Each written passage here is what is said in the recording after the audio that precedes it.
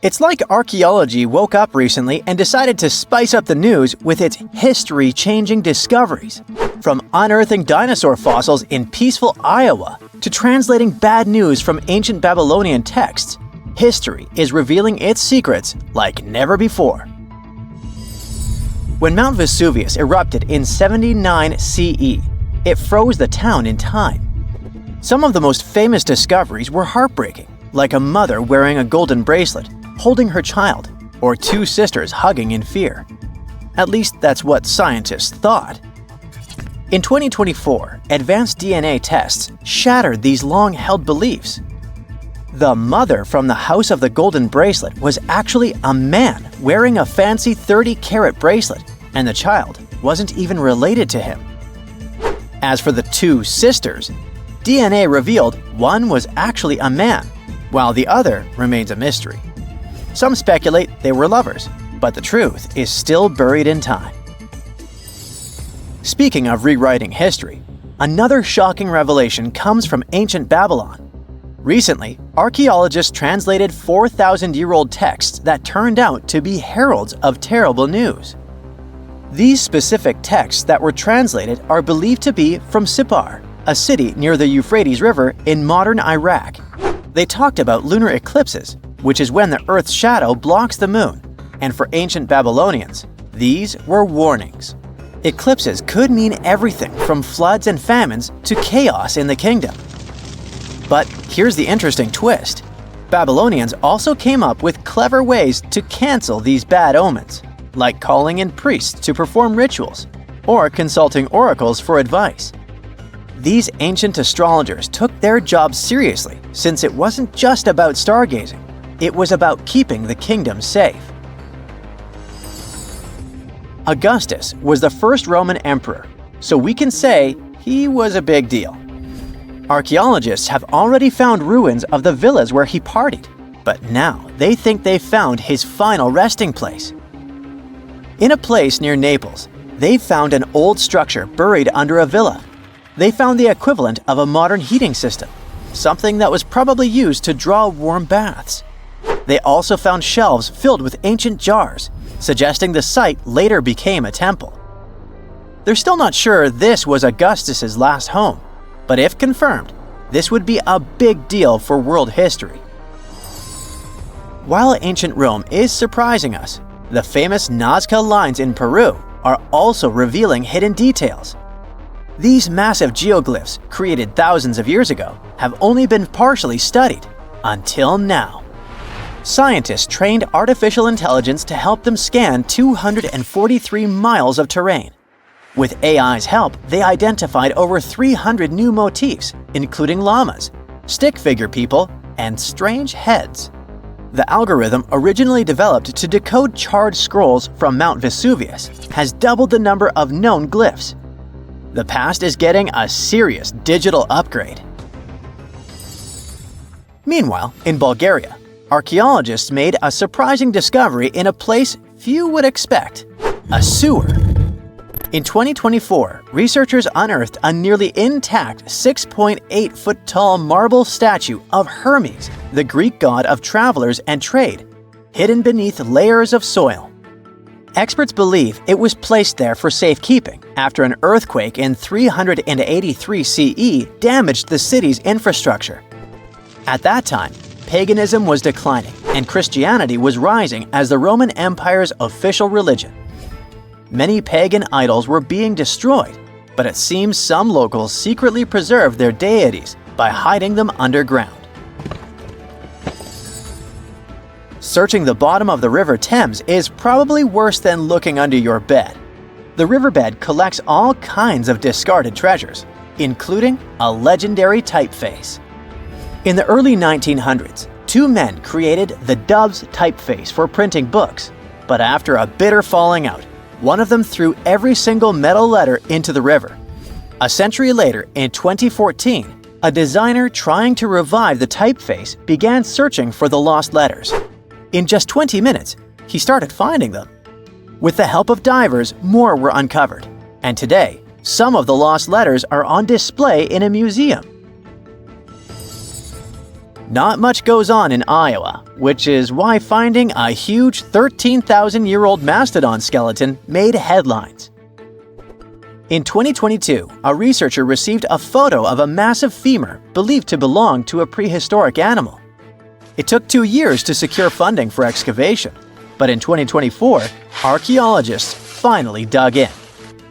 After 12 days of work, they uncovered a well-preserved mastodon skull, the first ever found in a Midwestern state.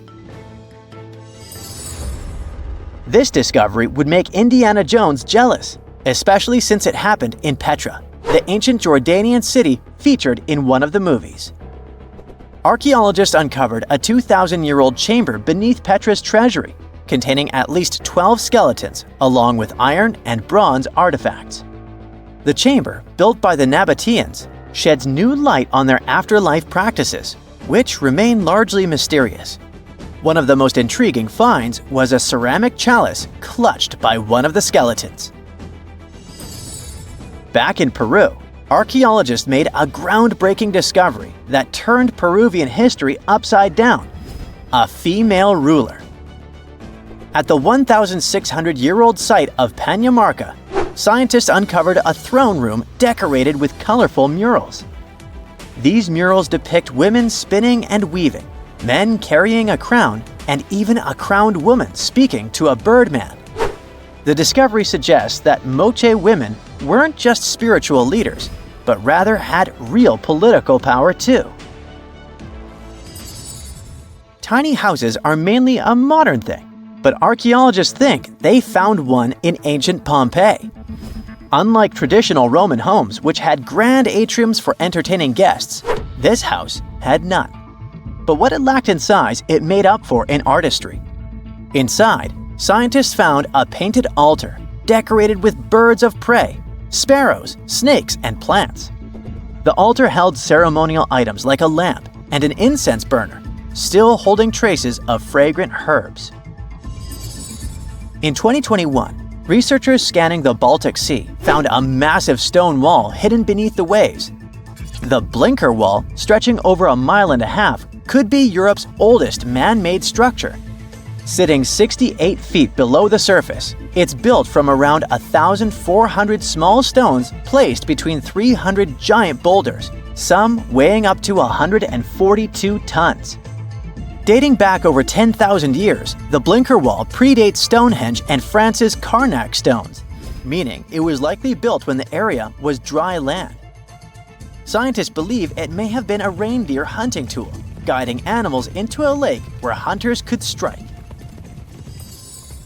Oh, and then there's the granite slab that was found in Egypt's Abydos area. At first, it was thought to belong to 2 important people from ancient Egypt, but a recent discovery showed it was actually part of the sarcophagus of Pharaoh Ramses II, one of the most famous Egyptian rulers. A researcher found a special engraving on the slab that had Ramses II's name on it.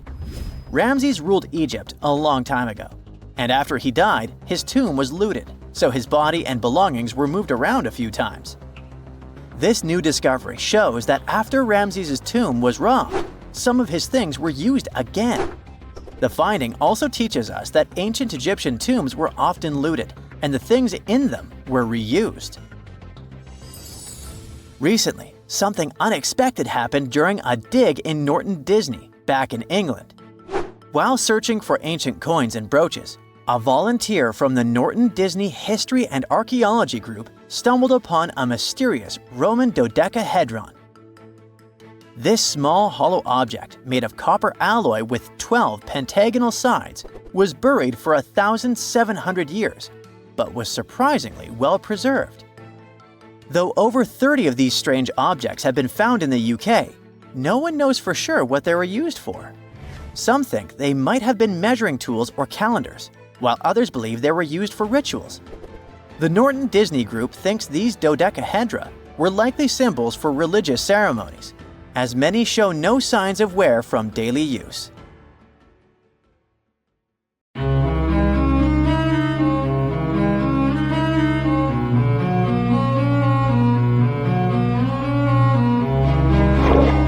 Question for you.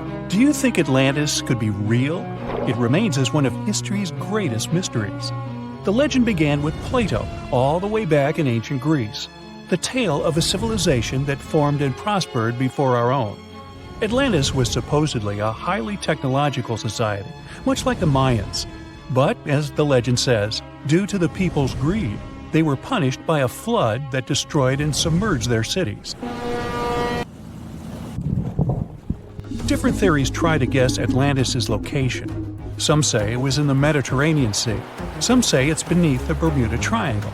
But, as science has shown us, Atlantis may be only an allegory for humankind. Today, you'll discover several amazing underwater cities that you have never heard of. They existed indeed and are not just a myth. We're taking you on an excursion to the underwater city of Baia, which is on the coast of Italy. Known as the Las Vegas of the Roman Empire, Baia was a resort city. The Roman elite traveled there for recreation. Imagine an open-air spa. That was Baia. You can visit the submerged town by scuba diving and get close to that perfectly preserved, magnificent Roman sculpture, a true underwater wonder. You can spot the crumbled temples and buildings through glass-bottom boats. This is a moss-covered museum in Claudio's Nymphaeum. To your left, you can see a collection of classical Greek statues. Swimming down the Via Herculeana, you'll arrive at Villa Aprotio. Villas are Italian-style houses, and here you can admire their original marble floors. Notice the black and white patterns and the astounding shapes they make. Next, you'll arrive at Portus Julius. Can you see the collapsing wall structures at the bottom of the seafloor? You'll see well-preserved columns and limestone floors. Behold the ruins of the thermal baths of Lacus. The remaining multicolored mosaics are something great to see. You'll see their orange, blue, and green tiles if you get close enough. At Pisoni's Villa Pila, you'll see 25 preserved Roman pillars. Notice the arches, the frescoes nearby, and the magnitude of this well-kept treasure. The city was located over natural volcanic vents, so there were hot springs to be used at will. People went there looking to have an excellent time.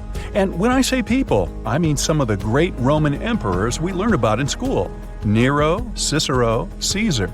But around the 8th century, the city was sacked and the luxurious town was abandoned.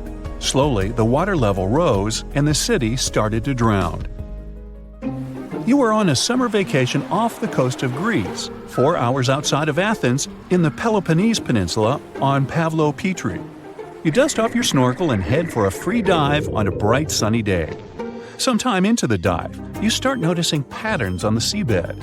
13 feet below the surface, the outline of familiar objects starts to appear, one by one. As you continue swimming, what looks like the outline of an entire city emerges before your eyes. You wonder, how could water have taken the whole city? Rocks are perfectly aligned into what appears to be the foundation of a building. Nicholas Fleming, a British oceanographer on vacation in Greece, was the person that discovered Pavlo Petri. He was documenting the seafloor artifacts. The team found the site filled with pots, storage vessels, and tools. A quern stone, for instance, is a tool used for grinding grains and turning them into flour.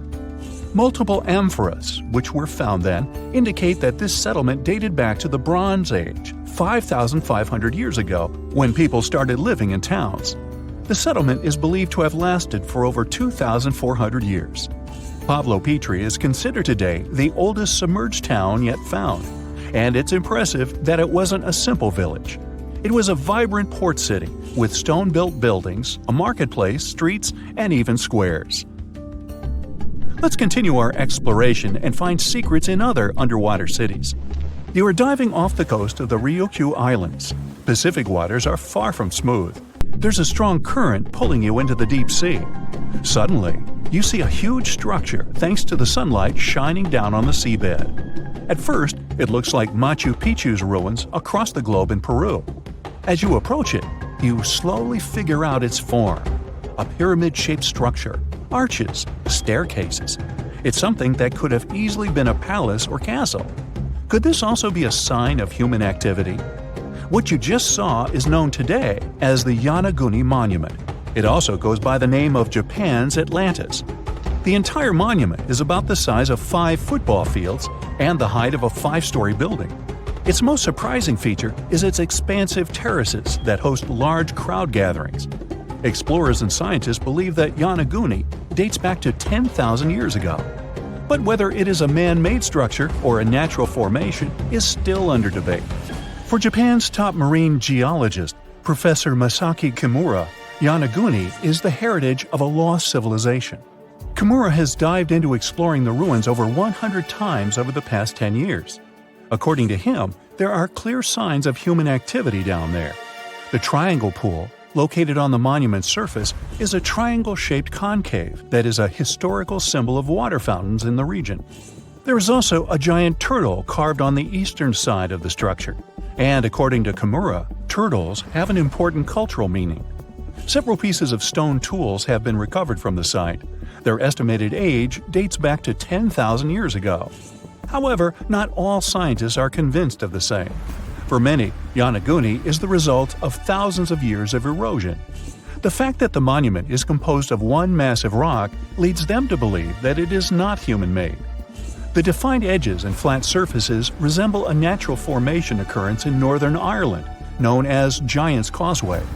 A series of interlocking basalt columns look like the ruins of a palace, but they were the result of volcanic activity in the region. Well, stay tuned for more underwater discoveries. The next stop on our voyage is one of today's most famous underwater cities that has turned into an underwater archaeological park. The city of Port Royal in Jamaica exists today only below the surface. But in 1692, it was one of the wealthiest cities in the Western Hemisphere.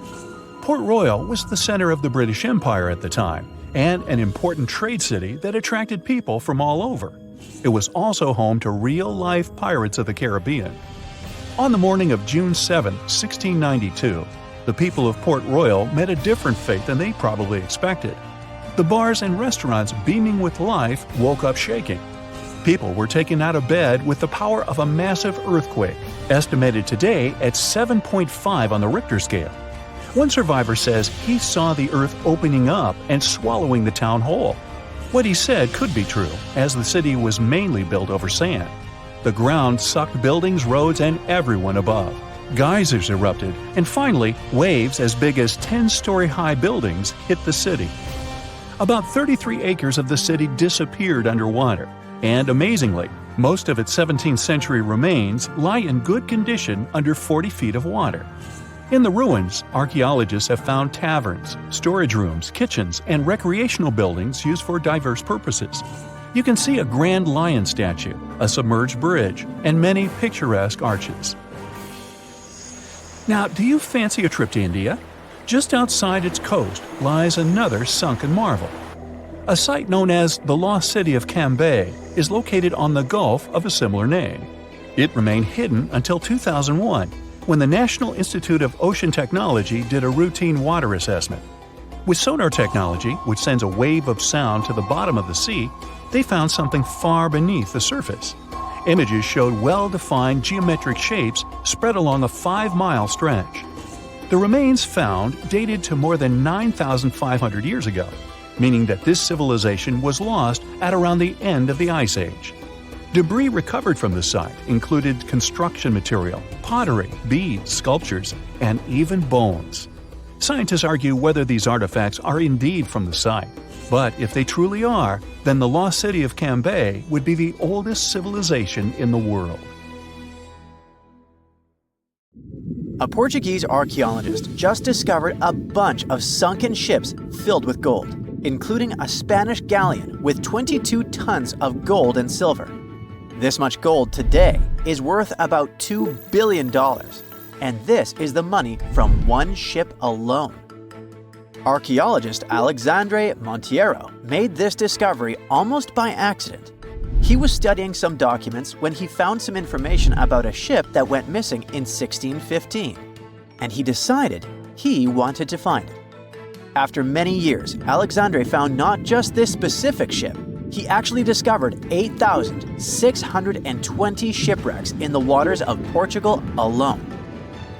Out of this number, 250 are gold-filled shipwrecks, a discovery that would make any Jack Sparrow shake in his boots. Most of these ships went down for boring reasons like the weather, but sometimes they were destroyed in battles, which may or may not have been super epic. They were carrying gold and other treasures from the New World to Europe, and of course, everyone wanted a share.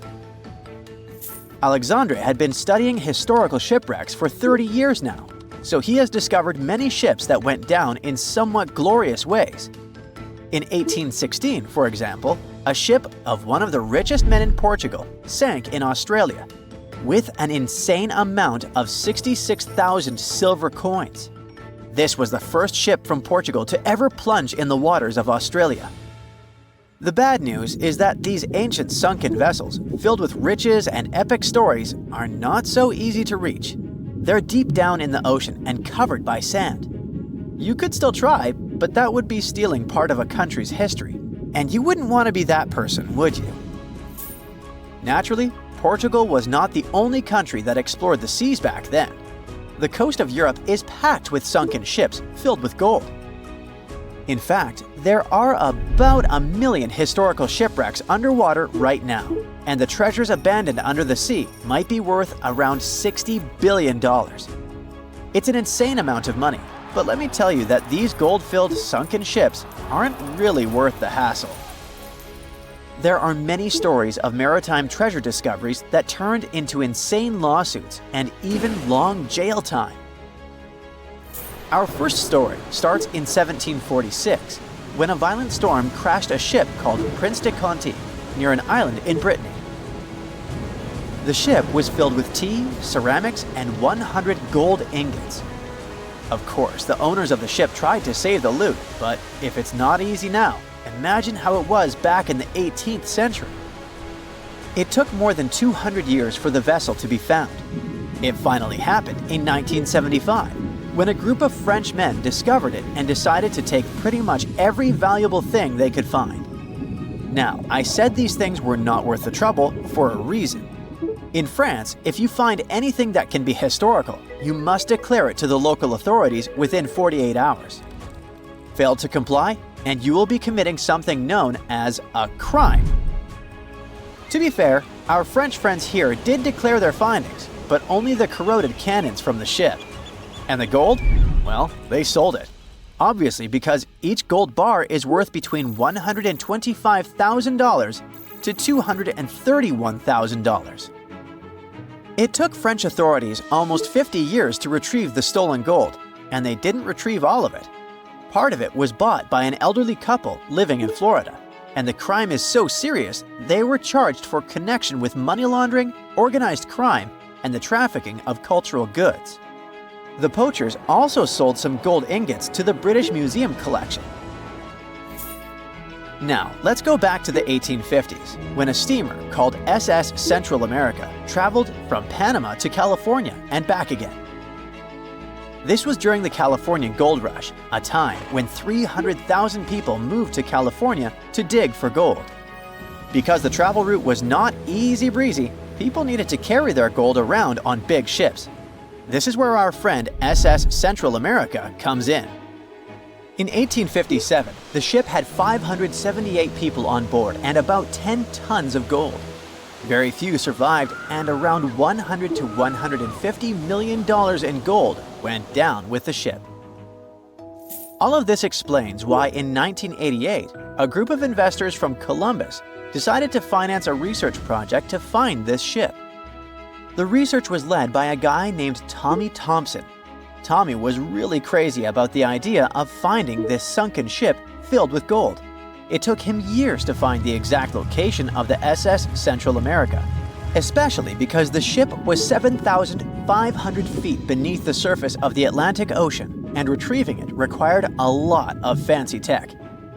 A group of 161 investors paid for his adventure, but it goes without saying that they were not doing this out of love from their hearts.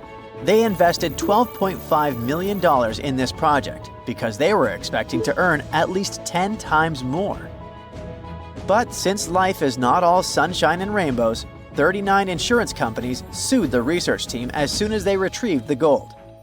Back when the ship was up and running, These companies insured the cargo of the SS Central America, and when the cargo was finally retrieved, more than 100 years later, they wanted to be compensated. They said it was not their job to retrieve it, but that doesn't mean they abandoned it. This crazy talk didn't stick, and 92% of the gold was given to the research team. The plot thickened when the investors were scammed by none other than Tommy Thompson, who fled with $4.16 million. He also had 500 gold coins, but he's not telling a soul where they are.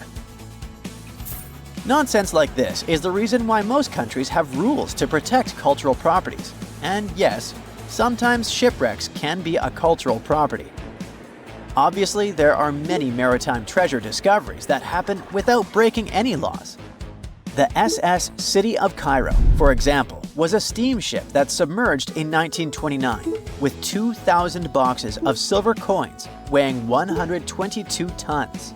A company called Deep Ocean Search retrieved the coins from a depth of 17,000 feet, which is 4,500 feet lower than the Titanic. 34 million pounds went to the UK Treasury, and the Deep Ocean Search also got a share. The good news here is that some of the coins can be bought by collectors, legally. Paying for a treasure is probably the closest you can get to an underwater archaeology find. I know, all I did was destroy your piracy dreams. But while raiding gold-filled shipwrecks may be a crime in most countries, or just financially impossible for us mere mortals, not all hope is lost. There is about $771 trillion worth of gold lying on the ocean floor, and it doesn't have an owner. It's like an underwater gold mine, except the gold is in the water. You know how the water of the ocean is salty? Well, the gold gets mixed with the minerals in the water, so it's not like you stumble upon a gold nugget on the beach. Each liter of ocean water has 13 billionths of a gram of gold, and it's very difficult to extract such tiny particles of gold from the water. But that doesn't mean people haven't tried, and of course, there's been a scam here too. In the 1890s, a guy claimed he had invented a thing that would suck gold from the seawater. When he got enough money, he fled the country with the cash. If you really want to get some gold, you could try to extract it from the Earth's core, which has 1.6 quadrillion tons of gold. There's 16 times more gold in the Earth's core than what humans have mined in the whole of history. No hoax involved here, because nobody has dared to go down there yet. With archaeologists discovering gold-filled sunken ships out and about, maybe we can make our own maritime treasure discoveries, or at least save enough money to buy some silver coins.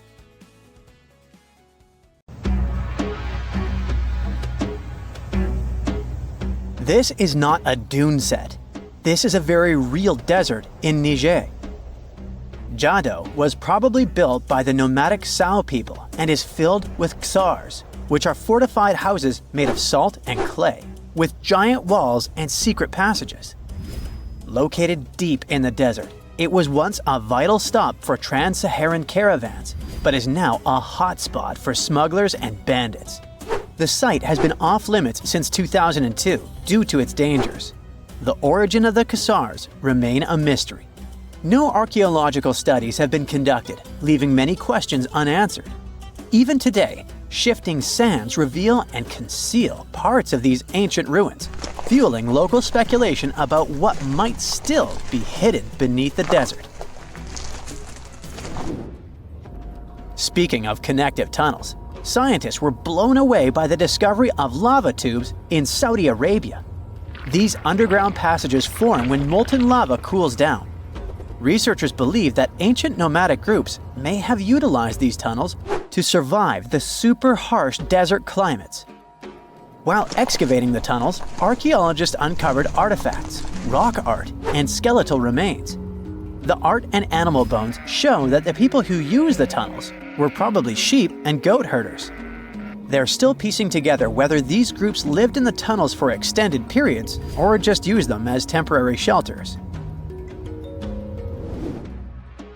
The Great Pyramid of Giza has been standing for thousands of years, but it's still hiding secrets. Using special scanning technology, scientists found two hidden structures under an ancient burial ground. The first is a shallow L-shaped structure, and below it is a much larger space that could be a final resting place or a chamber. The smaller structure was filled with sand on purpose, while the deeper one might be an empty chamber. Experts believe the two are connected, possibly as an entrance leading to a secret chamber. This is big news because it might give us some more insight into who built the pyramids and why. The world is full of ancient writing, but some messages refuse to give up their secrets, like the mystery of the Bashplemi tablet. This unusual stone, pulled from a lake in Georgia, is covered in symbols no one can read. Even with modern technology, experts are completely stumped.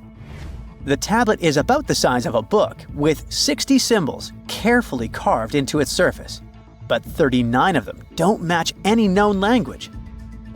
Some resemble scripts from ancient civilizations in the Middle East, India, and Egypt, but none are an exact match.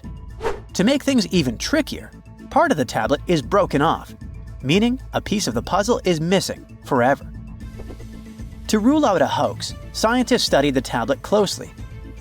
They confirmed it's made of vesicular basalt, an extremely tough local rock. Whoever carved these symbols must have been really skilled. Based on similar archaeological finds, experts believe the tablet could date back thousands of years, possibly to the late Bronze or early Iron Age. Some symbols repeat, which could mean they're numbers. Maybe it's an inventory list, a record of battles, or even an offering to the deities. Until someone cracks the code, the Bashplemi tablet remains an unsolved mystery from the depths of history. Experts are still stumped with what this Minoan disc might mean. The Phaistos disc is one of the most mysterious finds from the Minoan civilization. This 6-inch clay object, discovered in 1908, has strange spiral markings that no one has fully decoded yet. The disc has 241 symbols on both sides, showing everything from people and animals to tools and plants. Experts have come up with many theories about what the symbols mean. Some think it's an early form of Greek. Others suggest it's a prayer or a hymn. And some even believe it could be a letter from a king in Anatolia to a Greek ruler. Let's see who will be the first to figure this out. It's always a fun day at an archaeologist's office when they find something as big as a 2,000-year-old marble head. A French archaeologist mission went digging inside an old medieval house near Alexandria in Egypt and found a statue's head depicting an old, possibly ill man. This statue dates from the last Egyptian dynasty before it became part of the Roman Empire, and the site where it was found is associated with the likes of Cleopatra and Mark Antony. For archaeologists, even the smallest finds at this site means a lot. You've heard of Lucy, right? The Australopithecus that was an early ancestor for us humans. Well, scientists found some of her species' footprints somewhere in Tanzania. The so-called Laetoli footprints are over 3 million years old. The trail stretched 88 feet and has about 70 footprints, left behind when a bunch of early humans walked across some wet volcanic ash. What's cool is that these early humans were already walking on 2 feet, like us, not all hunched over like apes. The close spacing of the prints shows they probably had short legs and a shorter stride than we do today. In an ancient Egyptian temple, archaeologists uncovered a shrine unlike any other. A place dedicated to falcons and 2 mysterious deities. One deity had a falcon's head, while the other wore a crown with a sun disk and cow horns. But the most baffling discovery was an inscription that read, "It is improper to boil a head in here." At the heart of the shrine, there are 15 headless falcons carefully arranged on a pedestal, likely as offerings to the falcon-headed deity. One theory suggests the birds were boiled first, perhaps to pluck their feathers, before being placed in the shrine. following the strange rule carved into stone. Archaeologists also found a 13-inch iron harpoon nearby. Its true purpose remains unknown, although the shrine also held remains of fish, mammals, and bird eggs, suggesting that the rituals may have included feasting. And speaking of ancient Egypt, meet Hathor. Scientists named her after the ancient Egyptian deity of motherhood, music, and singing. This wooden statue, housed at the Metropolitan Museum of Art, was thought to be just a beautiful artifact, until a surprising secret was uncovered. Using an X-ray machine, experts found a mechanical operating system inside it, with pulleys and axles connecting her shoulder to her left leg. When activated, the system made her hand raise and lower, an engineering marvel from over 3,000 years ago.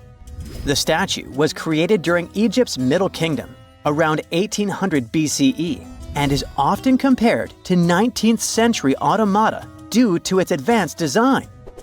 It's believed the statue was used in religious ceremonies, symbolizing Hathor's role in dance and music.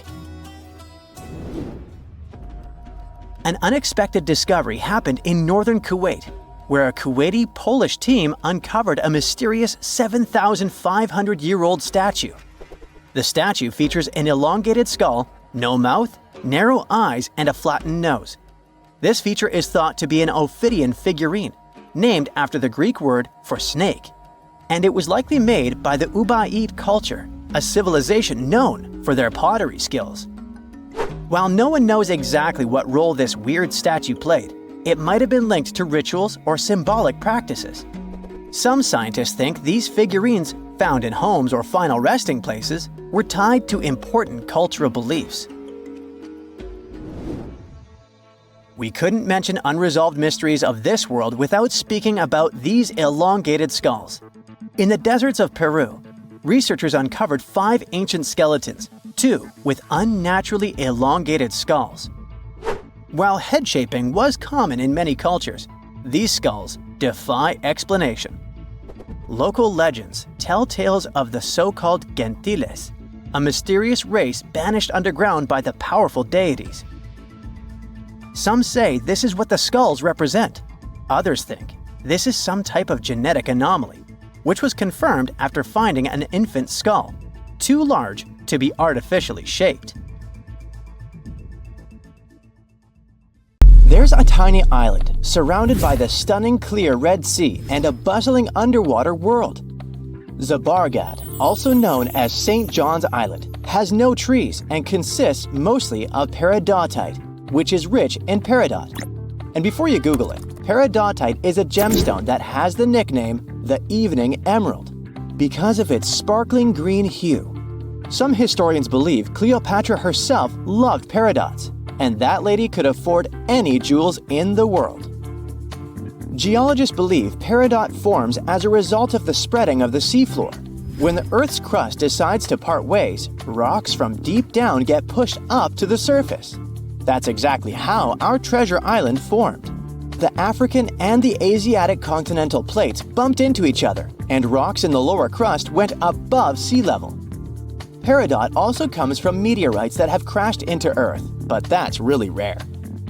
Its color ranges from a brown-green color to yellowish-green to pure green. Yellowish-green is the most common shade you'll see in jewelry. This color is possible thanks to a good amount of iron in the stone.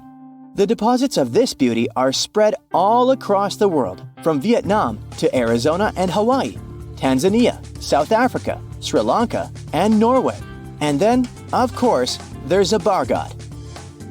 So, this place is geologically unique as it's an island built of uplifted mantle, and it's also the oldest and longest known source of peridots in the world.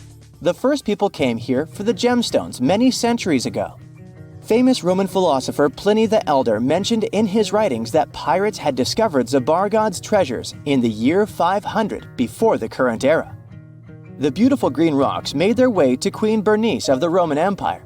They came from the ancient trading port Berenike on the edge of Egypt's eastern desert.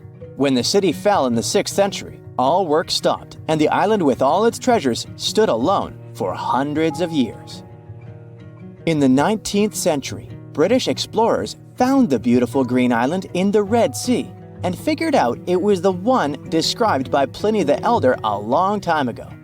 Turkey did some mining here in the 20th century. Over just 4 years, they managed to collect over $2 million in peridots. They sent the gemstones to France for cutting. The work conditions on the island were nothing like a tropical fairy tale you could imagine. There was no drinking water for workers, so they had to install a gas-powered water condenser. Now, this territory belongs to the Elba National Park System. Most people come here to see the underwater beauties of the reefs, but if you look above the water, you can still see some beautiful sparkling peridots. If Christmas Island in Australia is on your travel list, plan the trip wisely. If you end up there in October or November when the wet season begins, you won't be able to enjoy a walk around. Red crabs cover the whole island like a blanket. And it's not one of those fluffy blankets you want to wrap yourself into. Over 100 million crabs are on a mission to reach the shore alive, marking a crucial phase in their life cycle. For the majority of the year, these red crabs reside in burrows and rock crevices. They have fruits, berries, fallen leaves, and various organic matter to keep them going. But when the dry season is over and the moon is in a specific phase, they know it's time to go. When they reach the coast of the Indian Ocean after several days of migration, they create deep burrows where females will eventually hatch their eggs. Once the burrows are ready, the male crabs return to the rainforests and the females stay at the beach for at least 12 days to keep the family going. The new parents are so smart, they follow the moon to pick the perfect moment with a milder tide to carry their eggs to the water. Once they hatch, the crabs bring their new family members back inland. There, they wait for the rainy season again to keep the circle of life going. To safeguard this magic, authorities close road in areas where crab migration takes place. Japan has a brand new addition to its archipelago. The world's newest landmass literally popped up in November 2023.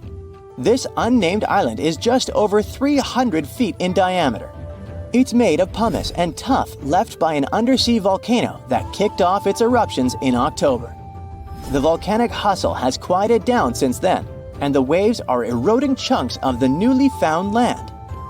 Without lava flows to create a sturdy protective crust over the soft volcanic debris, the future of this freshly formed island is unstable. Similar islands had popped up before but were short-lived and vanished once volcanic activity ceased. An island born in 2021 the same way is still visible today though, so the newborn island might have some life prospects. If not, we're likely to see more territories like this. Japan is super rich in active volcanoes on land, with over 100 in its collection. If you make friends with the Uros people living in the Lake Titicaca area and ask them for their address to send a postcard, they will have a hard time answering. Their ancestors from more than 500 years ago came up with a brilliant invention to protect themselves from the Incas. They built islands from totora roots and reeds that could be moved away from danger deep into the lake. Totora plants help the local community a lot since it's water-resistant and is used for all sorts of things, from building boats to roofs and mattresses. The islets are even edible, and the flowers of the plant they're made of are used for tea. So there are around 120 islets still preserved, and over 1,000 people can live on them. From 2 to 6 families share one islet home. Since there's no need to run away from the Incas anymore, they need to make sure the islets stay in one place.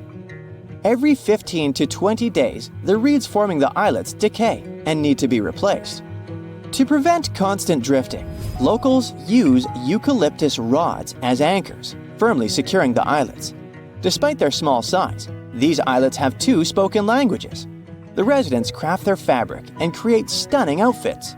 Solar panels provide sufficient power for them to have light and even TVs. The main islet has a radio station, and the locals have embraced tourism. You can make a reservation online and experience the floating life yourself. Some islands pop out of nowhere, and others disappear without a trace. One of the most famous so-called phantom islands is High Brazil off the coast of Ireland. Before you ask, no, it doesn't have anything to do with Brazil. Hai is a variation of I, which means island, and Brazil comes from the root bres, meaning mighty, great, beautiful in Irish, and it gave the name to one of the local deities. This tiny mist-covered island was first mapped in 1325, but later attempts to pinpoint its exact location didn't come to one result. So, legend has it that the island appears only once in 7 years, and even those who claim to have seen it say they had just sailed right through it without bumping into any land. Captain John Nisbet shared the story of how he had not only spotted High Brazil, but got stranded on it with his crew. According to him, the island boasted a castle and was mostly uninhabited. There was even an encounter with an ancient grave gentleman who shared the island's ancient history over a lavish feast. In the late 15th century, a series of expeditions set sail from Bristol to find the famous island. All attempts failed, and High Brazil disappeared from the maps in 1865. We might never find out if it was there in the first place, but it's a beautiful story anyway. No man shall ever find my tomb. That's what, according to rumors, Cleopatra once said. Rumor has it really wasn't about the gender. She wanted no living soul to disturb her, and I think she meant that no human would ever discover the location of her grave. But, surprisingly, it was indeed a woman who was closer than anyone before to finally discovering the Queen's resting place. Meet Kathleen Martinez Berry, a criminal lawyer turned archaeologist. She got so intrigued with Cleopatra's story that she packed her bags and went to Egypt with no official support and even no permission from the authorities. All she had was pure determination to find the Queen's tomb. Now, you could say Kathleen had always been ahead of the game. She skipped grades in school, mastered piano, chess, swimming, and martial arts, and grew up listening to top intellectuals debating in her home. And she even got her law degree at just 19, and archaeology was her side passion. She had never actually been to Egypt, never dug up a single artifact. But her fascination with Cleopatra went all the way back to an argument with her father in 1990. That day, she walked into his library looking for a copy of Antony and Cleopatra by Shakespeare. Her dad, Fausto Martinez, a professor and legal expert, casually called Cleopatra a seductress. Kathleen wasn't having it. She fired back, arguing that history had been totally unfair to Cleopatra. The Romans, she said, wanted to destroy her reputation, and for centuries, people had just believed their version of the story. The debate went on for hours, and in the end, her father admitted maybe he had judged Cleopatra too harshly. That conversation changed everything for Kathleen. From that day on, she read every ancient text she could find, especially Plutarch's account of Cleopatra and Mark Antony. The more she learned, the more convinced she became that Cleopatra wasn't just some queen who fell for the wrong guy. She was a genius, playing a dangerous political game to keep Egypt independent. And the more she read, the more she started thinking, what if everyone had been looking for Cleopatra's tomb in the wrong place? That thought stuck with her.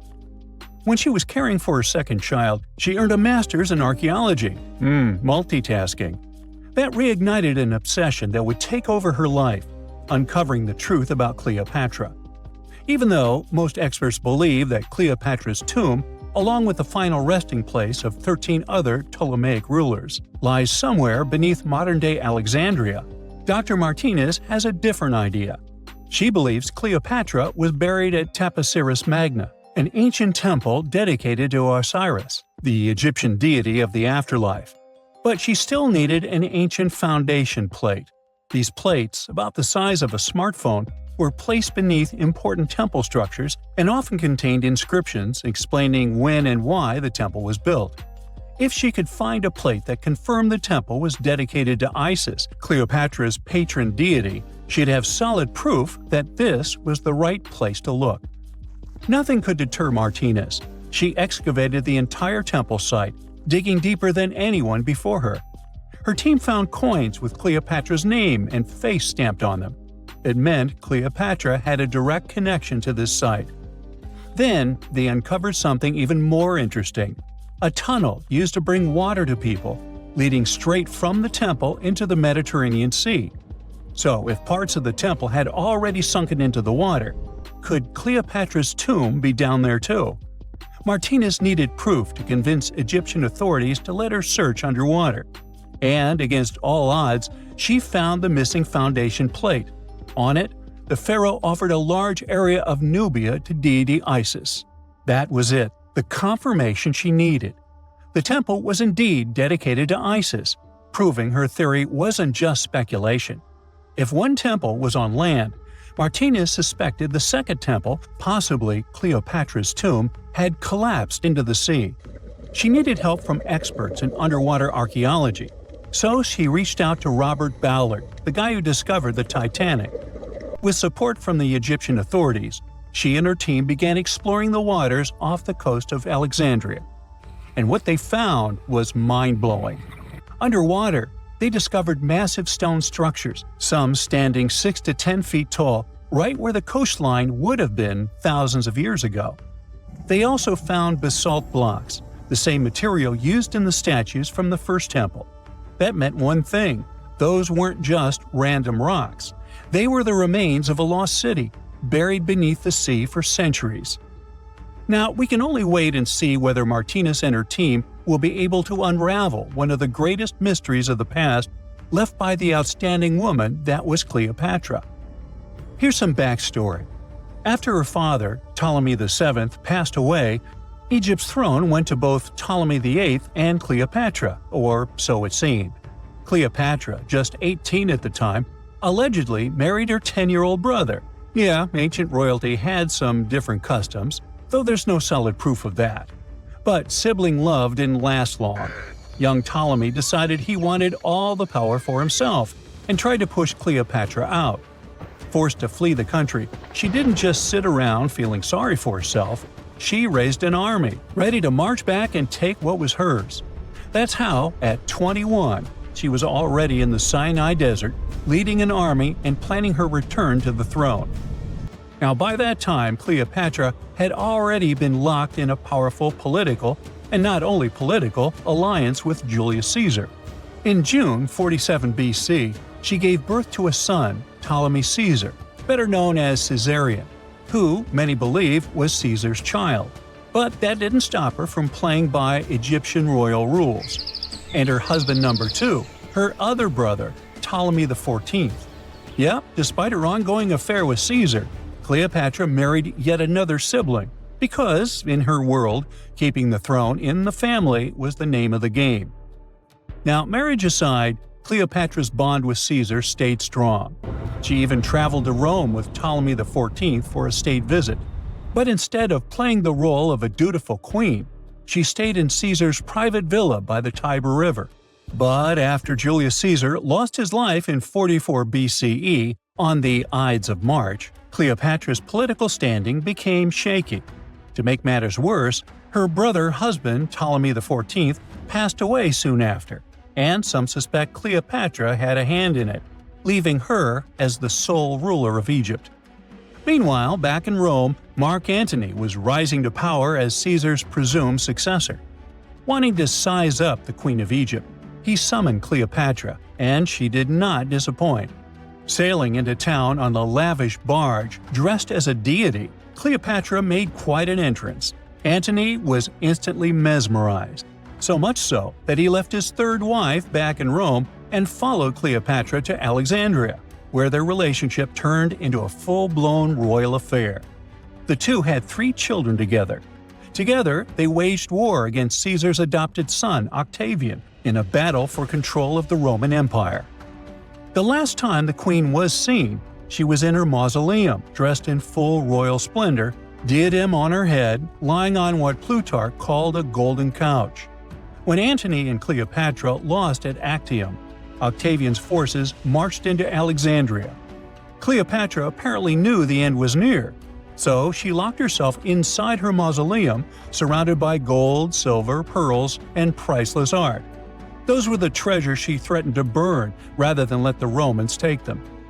Antony, meanwhile, wasn't going to let the Romans capture him alive. He wounded himself with his own sword, but before he passed away, he was carried to Cleopatra's side. She held him as he took his last breath in her arms. A little over a week later, Cleopatra made her own choice.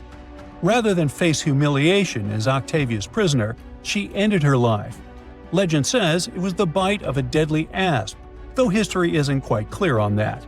At the time, Cleopatra was only 39. Sounds like a rather full life to me. Secant, cosine, tangent, sine, 3.14159. Yeah, that was the cheer we heard coming from the trigonometry club back in the day. For the rest of us in math class, terms such as sine, tangent, and pi were just bewildering. Who invented these and why? Was their only purpose to make it harder for students? Well, not quite. Trigonometry was invented by the ancient Egyptians. They needed this knowledge to construct pyramids, and they did a pretty good job too. The Great Pyramid in Giza still stands today, some 4,500 years after it was built. No recalls either. So let's get out of that classroom and on a journey through time to reveal the secrets behind the ancient Egyptians' precision. Here you are, standing on the Great Pyramid's construction site, some 9 miles from Cairo. Well, the city still isn't there, as you're surrounded only by the desert and teams of construction workers. They're transporting large stone blocks weighing 2.5 tons each. They're inside a wooden sled that sits on large rollers. A crew of 8 men rolls these blocks along the ground. You immediately think of the rollers on a supermarket cash register. The principle is exactly the same, but the scale is greater, much greater. Scientists estimate that the Egyptians used 2.3 million such blocks in the Great Pyramid alone. And the block in front of you is one of the lighter ones. The heaviest of them weighed up to 15 tons. But where did all these blocks come from? Most of them originated from quarries around Giza. It's not that impressive, you think, but wait until you hear how ancient engineers transported the granite used in construction over 500 miles to the pyramid. There were no railways or highways back then, but the mighty Nile was always there. Researchers even believe that the Egyptians dug a canal to connect the Nile directly to the pyramid's construction site. All they had to do then was to wait for the flood season to begin, and voila! The rising water levels floated the heavy stone blocks for them. But how did they lift the enormous stones on dry land to stack them up to the top? Did they use oversized cranes? Well, ancient Egyptians worked around this problem, literally speaking. One of the workers is now pointing to the giant ramp going around the pyramid they're building. This is how a mountain road zigzags its way to the top. If the ramp went directly to the top of the pyramid, then workers couldn't pull the stone blocks along it. It would be too steep. Scientists have calculated that 8% could be the maximum incline. So ancient Egyptians just extended the ramp around the pyramid. Again, these are all theories, as the ramp could have been inside the pyramid, as some researchers suggest. The exact building method is still a mystery, guarded by the Sphinx. That's its real name, right? Wrong. As the Great Sphinx is just the statue's alias. You know, the name writers take when they want to hide their true identity, or a singer's stage name. The Sphinx's real name, translated from Egyptian, means Horus in the horizon. That was the name for the Egyptian deity of the sky. The trail of mystery doesn't end there. As a man walks past you with a bucket of paint, he's going to add a touch of color to the Great Sphinx. Researchers found specks of this red color next to its ear. That was some strong paint, as it survived for thousands of years. You are now standing straight in front of the Sphinx. You look up. It's very tall, right? 66 feet to be precise. Now resist the urge to take a selfie. You can do it. Now you notice something else. It looks like the Sphinx is in the center of a giant triangle in the back. That's one side of the Great Pyramid. And no, your eyes are not playing tricks on you. The Sphinx really does sit in the center of the pyramid's lateral face. Here's where math comes in handy. A pyramid has 4 sides, called lateral faces. There's also a 5th face, the base, but that's not visible. It's, wait for it, face down. The Sphinx has one last mystery to reveal: its age. Scientists agree that Pharaoh Khafre built the Sphinx. He ruled after his father, who had built a Great Pyramid nearby. So both structures were finished around the same time. Let's talk about numbers again. You've heard of Cleopatra, the Egyptian princess described as a woman of great beauty. Hello? She saw the pyramids, but she lived closer to the time of the first iPhone than the time of the people who built the pyramids. Fascinating, right? You can see thousands of people around you. They're working hard to build the pharaoh's tomb. But how many of them are there exactly? One Greek philosopher estimated there were as many as 100,000 workers. Seems like an okay number for such an enormous structure, but it can't be true. Science simply can't back up this number. Egyptologists put the total number of workers at 30,000. And yes, Indiana Jones was one of them, at least on the big screen, but he showed up late. Egyptologists know a lot about the pyramids, but not everything. Not because they don't want to, but because they haven't yet dug up enough evidence. They can only guess how the building process went. First, engineers would arrive to choose the right spot and do the necessary measurements. That's why they needed all that complicated math. Then, it's time for sourcing the material, the large stone blocks I mentioned earlier. When boats deliver them to the site of the future pyramid, workers can finally do their thing. They operated in smaller groups, but there were at least 2,000 of them chiseling and carving away at any given time. Sounds like a typical construction site today? Well, that's because it is, just thousands of years ago. It's amazing what ancient Egyptians were able to achieve with just copper and stone tools. The pyramid is now complete in front of you. But is it the same pyramid we see today? Why is this structure shining bright in the desert sun? Isn't it supposed to be a dusty yellow color? Well, no. Human activity and the elements have completely stripped the outer layer of stones over time. Expert craftspeople polished these blocks using nothing but stone and sand. The end result was a smooth and shiny rock. On the day it was completed, the Great Pyramid of Giza was a perfect triangle of light. Its polished sides acted like giant mirrors, reflecting the powerful Egyptian sun. This is the point where you should put your glasses on, and that shiny thing you see at the pyramid's very top is actually gold. The capstone at the top of the pyramid is called a pyramidion. It was covered in sheets of gold. As you can guess, these were the first stones to disappear. Let's make another stop before we get you back to your classroom. We travel to the British Isles, and no, Stonehenge isn't our destination. It is Newgrange in County Meath. Scientists estimate that the ancient peoples of Ireland built this stone monument around the year 3200 BCE. This makes it older than both Stonehenge and the Great Pyramid in Giza. The function of the circular mound in Newgrange is the same as the one of the Great Pyramid and equally mysterious. The estimated amount of loose stone present in the valley is over 220,000 tons. And it's not just randomly thrown on a pile. The order in which the stones are set makes the structure water-resistant. That would explain how Newgrange had survived for so long. Kinda makes you want to splash out the cash for that waterproof phone case, huh? Well, you're back in your school desk, but today's math lecture is the last thing on your mind. You're thinking about how great the Egyptian pyramids are, and if we have something similar today. It turns out modern engineers are just as impressed with the Great Pyramid as you are. There's a glass pyramid sitting in the main courtyard of the famous Louvre Museum in Paris. The panorama of San Francisco wouldn't be complete without the 48-story Transamerica Pyramid. But Las Vegas went the furthest. There we find the Luxor Hotel. It's so big that it's the third largest pyramid on the planet. And guess what's in front of it? Yup, a replica of the Sphinx. It's 110 feet tall, 2 stories higher than the one in Giza. Yeah, everything's bigger in Vegas. Scientists have recently discovered Leonardo da Vinci's hidden passages under a medieval castle in Italy. They followed a newly found 15th century sketch by the creator of the Mona Lisa and found one of the unexplored architectural wonders from the age of the Renaissance. Construction of the Sforza Castle started back in 1358, but it was destroyed about a century later during a local crisis.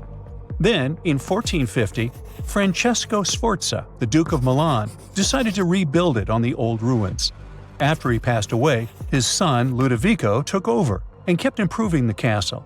He brought in some of the best artists of the time, including Leonardo da Vinci, to decorate its walls. We can still see Leonardo's frescoes today in the Room of Wooden Boards. While he was working at the castle, da Vinci also recorded some historical underground passages hidden beneath the outer wall.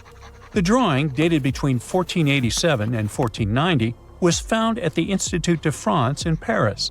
The sketch is highly precise, and it proves that Leonardo was really interested in fortification design and was great at documenting existing structures.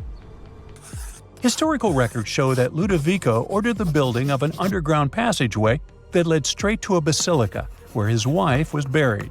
Ludovico married Beatrice in 1491, and they had a happy but tragically short marriage, as Beatrice passed away while giving birth in 1497. The Duke locked himself away for weeks, grew a beard, and wore only black clothes while he was mourning his beloved wife. The secret tunnel may have stretched over a half a mile and would let Ludovico visit her grave in private. It could have served as an escape route if the castle was ever under siege. The existence of the tunnels remained one of the mysteries of the Renaissance for years, as no one knew for sure they were there. But now, scientists finally uncovered the secret history. They used a combination of ground-penetrating radar and laser scanning to build up an accurate 3D model of all the structures under the castle. They found the tunnels da Vinci alluded to in his drawings, and it looks like they may have only been a small part of a whole system of historical underground passages. The goal is to create a complete digital twin of the castle that will not only show all the preserved constructions, but also the ancient ones that are no longer visible. They also plan to add augmented reality to the virtual paths to let visitors discover Leonardo da Vinci's hidden passages. Now, we don't know if the genius actually took part in constructing the hidden passages that scientists recently discovered, but we do know about some other Leonardo da Vinci inventions. He created the first satellite-like map in 1502, long before photography or satellites were even a concept. A famous figure in Italy, Cesare Borgia, invited Leonardo to a small town called Imola, near Bologna, to create a highly detailed map for him. Back then, maps were not very precise, as no one had figured out how to show exact distances on a smaller scale. Instead, people spent a lot of time decorating them with dragons, roses, fancy castles, mountain ranges, flowers, and other artistic details. These maps look more like beautiful paintings meant to be displayed, rather than practical tools for navigation. But Cesare Borgia wanted something truly functional, and Leonardo managed to create something revolutionary in the field of cartography. If you compare satellite images of Imola today with Leonardo's map, the similarities are striking. He captured every alley, curve of the streets, roadways, and even the exact sizes of the buildings. And he did it all by hand, using just a pencil, ruler, compass, and several of his own clever inventions. To gather all the necessary data, the genius walked through the streets for weeks using a large wheel that spun as he moved, recording the distance with a cable. Using the magnetic compass, he determined precise directions. He also developed a tool called the bussola, which measured angles inside a circle. With this, he could track the exact turns of each street and the size of the intersections. He figured out the distances between houses and major roads. Then, back at home, he used his notes and calculations to draw the map to scale with incredible precision. In his work, Da Vinci also used a technique developed by Florentine humanist Leon Battista Alberti. He created a mapping method where you could place an entire city inside a circle using polar coordinates. At the center of the city, 8 straight lines met, representing the main directions of a compass. Leonardo used this system to divide the town into 8 sections. He didn't overlook even the smallest buildings, which made his map one of the most advanced of its time. The Italian genius had a big dream to build a machine that could let people fly. He studied how birds, bats, and kites moved through the air and designed a special flying machine. He believed that if he could copy their movements, humans might be able to soar like them. Da Vinci's design looked a lot like a bat, with 2 large pointed wings that stretched over 33 feet wide. He planned to build the frame from lightweight pine wood and cover it with raw silk to make it strong but not too heavy. The person flying it would lie on their stomach on a wooden board in the center. To make the wings flap, the pilot had to pedal a crank with their feet, which was connected to a system of rods and pulleys. There was also a hand crank for extra power and even a headpiece to help steer. As the person moved their hands and feet, the wings would flap and twist, just like a bird's. But there was one big problem. Humans aren't strong enough to make the machine lift off the ground. Even though it might have worked once in the air, there was no way for a person to get it flying on their own. Leonardo probably realized this, but his amazing idea still inspired flying machines that came centuries later. Da Vinci was way ahead of his time with many of his inventions, but his idea for a humanoid robot was especially futuristic. He was working under the patronage of the Sforza family, the one that had those ancient tunnels of Italy built. The genius designed a mechanical knight that could move its arms, turn its neck, and even open and close its mouth.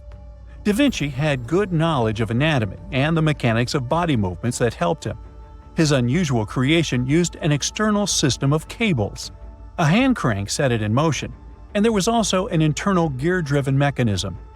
About 450 years later, Da Vinci's detailed sketches of the robotic knight were rediscovered in the 1950s. Several researchers tried to recreate the robot from those sketches. In 2002, a roboticist who developed systems for NASA and Lockheed Martin took inspiration from the old notes and built a functioning model of Da Vinci's robotic knight. Another design Leonardo created for Duke Sforza was a special kind of bridge that could be taken apart and carried easily. It was made for defense forces who needed to cross rivers or moats while traveling. This bridge would swing across the water and land on the other side. It had wheels and used a rope and pulley system, so it could be set up quickly and packed away just as fast. To keep it steady, it even had a special weight to help balance it. Leonardo wrote in his notes that the bridge was light yet strong, and he designed several bridges like this for the Duke. One of his other designs was a bridge that could be built very quickly, and the defense forces would move across multiple rivers. As scientists continue to study Leonardo da Vinci's hidden passages, they reveal new chapters in human history. Who knows what other unexplored architectural structures they will find? So looky here, scientists discovered ancient artifacts near King Tut's tomb. Turns out, his VIP final resting place looks more like a public graveyard with about a dozen wooden coffins that's been there for around 3,600 years. Okay, I might have exaggerated a tad. The 11 tombs weren't exactly right next to King Tut, but they were close, near the same city of Luxor. New findings in Egyptian tombs can help us piece together what life was like in ancient Egypt. And guess what? Ancient Egyptians seem to have been remarkably like us, modern humans. Say, the women have always loved jewelry, and archaeologists retrieved a beautifully made necklace with 30 amethyst beads and 2 agate beads, plus a hippo head amulet. Bet it was all the rage back then. Researchers also discovered 2 copper mirrors. One had a handle shaped like a lotus, and the other was decorated with Hathor, the ancient Egyptian deity of the sky, women, fertility, and love. These recent excavations near Tutankhamun's burial site led to another jaw-dropping revelation. For the first time in thousands of years, fragments of Queen Hatshepsut's Valley Temple were uncovered. This fearless woman was thought to be the second female pharaoh, who ruled with both courage and wisdom, leaving a legacy as solid as the stones themselves. Her temple, hidden for ages, opens a window into a time filled with power, intrigue, and spiritual devotion. Archaeologists found over 1,000 beautifully decorated stone blocks on the outskirts of Hatshepsut's funerary temple. There were very few women who managed to take the throne in ancient Egypt.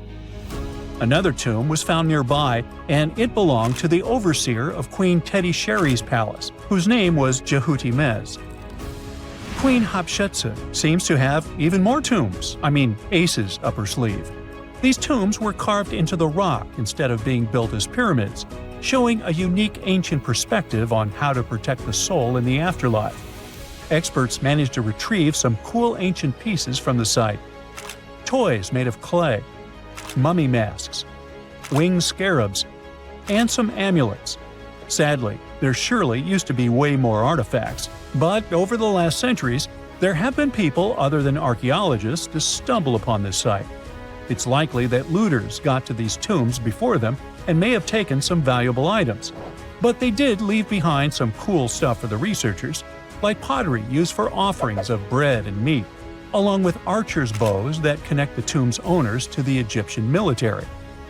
Meanwhile, soul protection is way more important than you might think, especially if you're roaming around Luxor looking for ancient secrets. You aren't scared of King Tut's curse, are you? Let me tell you what happened to those who weren't scared, but promise me to take it with a dash of salt, okay? For years, Egyptologists, especially those who believed in paranormal activity, were convinced that there was an unsettling curse surrounding Tutankhamun's archaeological discoveries. This belief stemmed from the mysterious and untimely demise of several excavators who discovered the tomb in 1922 with no logical explanation for why they passed away. It was just easier to chalk it up to something supernatural and avoid the whole mess. But it turns out it wasn't a curse at all. It was likely the radiation that caused those excavators to perish. Now, you might wonder where the radiation came from. After all, while radioactivity was discovered in the 19th century, ancient Egyptians, despite their impressive pyramids, didn't have any radium lying around to make Tut's tomb glow like crazy. So, what could be the real story? It might have been toxic waste behind it all. Toxic levels of radiation from uranium and hazardous waste have been lurking inside the tomb since it was sealed over 3,000 years ago. The burial chamber of Tutankhamun's tomb reportedly has such high radiation levels that anyone who steps inside could easily end up with a fatal dose of radiation sickness or an incurable condition. By the way, you can have a somewhat similar level of radioactivity if you don't get rid of those moldy dinner leftovers you left to perish in your fridge a month ago. But this radioactivity isn't exclusive to Tutankhamun's tomb. Ancient Egyptian artifacts discovery is rewarding yet dangerous due to unusually high radiation levels in Old Kingdom tombs all over Egypt. Geiger counters have detected radiation at 2 sites near the Giza pyramids, and radon, a radioactive gas, has been found in several underground tombs in Saqqara. Interestingly, experts believe that the builders of these ancient tombs were aware of the toxins, as some eerie warnings were carved into the walls of many tombs. One inscription ominously declared, "They that break this tomb shall meet their end by a malady that no doctor can diagnose." Other ominous phrases like "forbidden," "due to evil spirits," only added to the fear that supernatural curses haunted these ancient sites. Ominous signs have stunned archaeologists since forever, but the fear grew even stronger a century ago with the mysterious passing of Lord Carnarvon, who funded King Tut's excavation in 1922 and reportedly explored the treasure-filled rooms, along with several others who entered the tomb. Arthur Weigall, another British Egyptologist who was present at the tomb's opening and is credited with starting the curse myth, passed away young when he was just in his 50s in 1934. Chances are the condition that made him pass was connected to radiation. In total, 6 out of the 26 people who were there when the tomb was opened met their end within a decade from various causes. Not only X-ray exposure, those reasons include asphyxia, stroke, heart failure, pneumonia, and even poisoning. Well, isn't this getting a little grim? There was one guy who opened the tomb and somehow managed to avoid the infamous curse, Howard Carter, or so it seemed. Some folks pointed to his survival as proof that the curse wasn't real. After digging up the tomb, Carter published several books on the topic and shifted gears from archaeology to dealing in antiquities for various museums. Despite dodging demise or injury, rumors swirled about how the curse may have impacted him in other ways. One of the big stories linked him to Lord Carnarvon's daughter, Evelyn. Some said he was madly in love with her, but she married someone else, so he chose to stay single. Others claim they had an affair while she was in Egypt, which ended when her father passed away and she left the country for good. However, there wasn't much evidence to support these stories. Evelyn was just 6 when they met, and they remained friends until his last breath. She was even one of the few attendees at his funeral, but denied any romantic involvement, saying they weren't that close. A year after the revolutionary discovery near King Tut's tomb, Evelyn married politician Sir Brograve Beauchamp and had a daughter. That same year, Beauchamp toured the tomb with his parents, guided by Carter himself. Carter never married and, aside from those posthumous rumors about Evelyn, had no other romantic connections. While the curse adds an intriguing twist to his life story, his tendency to keep relationships at arm's length was evident long before the tomb was opened. It seemed Carter just wasn't a people person. In 1939, after battling a serious illness, he ultimately succumbed to fate. He was 64, which was a pretty common life expectancy in the UK back then, so no one really thought it was off and linked it to an ancient curse. When he passed, it turned out he had several artifacts from Tutankhamun's tomb in his London apartment, which were eventually sent back to Egypt, marking what some viewed as the curse's end. Who knows? Maybe if he hadn't had all those ancient souvenirs at his place, he would have lived way longer. But all the other demises might seem off. The curse theory was likely fueled by some strange events during the excavation. Carnarvon got a mosquito bite that became severely infected, and around the time they opened the tomb, Cairo experienced a bizarre power outage and a freak sandstorm. Back in England, the Earl's dog, Susie, managed to escape from Carnarvon's house and began barking frantically at seemingly nothing. At least that's what the staff and family saw. Strangely enough, at the very moment her owner's heart stopped, Susie started howling and fell down without showing any signs of life. Maybe radiation didn't play a crucial role after all, and those were indeed ancient artifacts from King Tut's tomb that made them all perish. Spooky, huh? Big news! Santa is real, and he looks like this. I know it's not exactly how we pictured the jolly old guy, but a recently discovered tomb might just be the proof we've been waiting for to show that St. Nicholas was real and Turkish. Turns out, he wasn't a North Pole native, but a kind-hearted bishop from the 4th century, famous for giving gifts to everyone. The legend says he was a wealthy man born in the ancient city of Patara, modern-day Turkey, who traveled to the countryside to help the poor and the sick. For centuries, though, people couldn't be sure he actually existed. Some historical sources say he was buried in Myra, which is now called Demre, Turkey. Since the 80s, archaeologists have been digging around this area, trying to prove it. And now, their Christmas miracle has finally come true. After digging 6 feet deep in an annex of St. Nicholas's church, they uncovered a mysterious limestone tomb, about 2 meters long. While they're pretty sure this is St. Nick's final resting place, they're still searching for an inscription to confirm its exact age. Now, if we're talking about the fictional Santa Claus, legend says his home is in Lapland, Finland. Back in 2018, archaeologists made an interesting discovery that could finally prove that Santa was real. They were digging at a site called Tiny Aro when they stumbled upon about 200 burial pits. But when they looked inside, there was definitely no sign of Santa. Actually, there were no human skeletons at all, just a bunch of things like pottery and animal bones. So no one really knows what this place was. That was the complete opposite of what happened with a group of archaeologists working in the ancient city of Petra, Jordan. Since 2003, there have been rumors about hidden chambers beneath the famous monument called Al-Khazneh, also known as the Treasury. 21 years later, a team finally decided to dig and uncovered an intact tomb. Inside, they found at least 12 human skeletons and artifacts, estimated to be over 2,000 years old.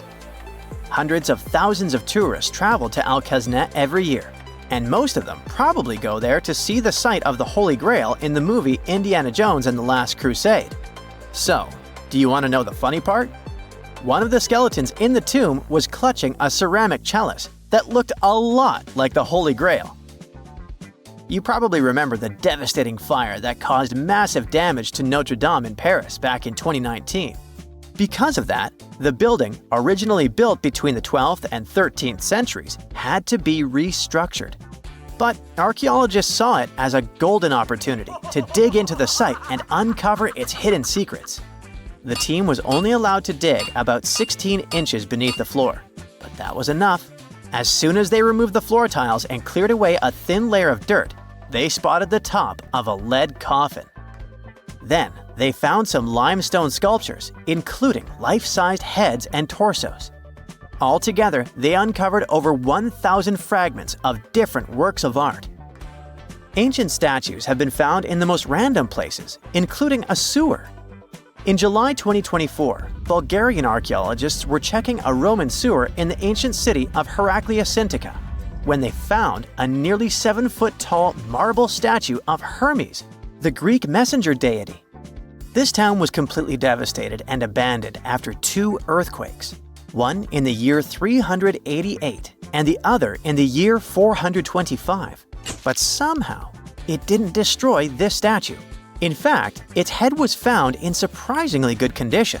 Finding ancient artwork is definitely fascinating, but imagine stumbling upon an entire hidden city in the Amazon rainforest. Using high-tech lasers, researchers uncovered a lost civilization with thousands of structures and a whole network of roads, canals, and houses, all buried beneath the dense jungle. This city was built around 2,500 years ago, in an area located in the shadow of a volcano, which, by the way, could have erupted and destroyed this civilization at some point.